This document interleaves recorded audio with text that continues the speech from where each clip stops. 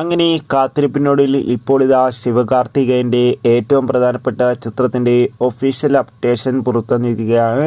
ആ ഒരു അപ്ഡേഷനാണ് ഇന്നൊരു വീഡിയോ ഭാഗത്ത്. വീഡിയോയിലേക്ക് വരുമ്പോൾ ഈ വീഡിയോ ലൈക്ക് ചെയ്യുക, ചാനൽ സബ്സ്ക്രൈബ് ചെയ്യാൻ വേണ്ടി ശ്രമിക്കുക.